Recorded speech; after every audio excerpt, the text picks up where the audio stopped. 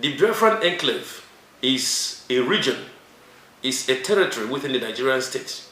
The Nigerian state is a legal entity with a lot of both legal, constitutional, and political flaws. And we pointed out some of these flaws, but the Biafran state is also within the Nigerian state. Today, the Nigerian state is recognized all over the world as a country. We cannot throw away the Nigerian state as a country. We are a people within the Nigerian state as it is today. Every Biafran has the power. Every Biafran is constitutionally empowered to hold the Nigerian passport, to hold the Nigerian legal tender, the Naira, to hold the Nigerian, to be recognized everywhere in Nigeria.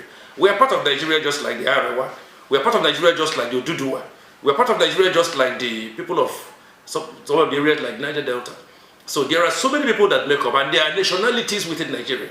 There are indigenous people within Nigeria.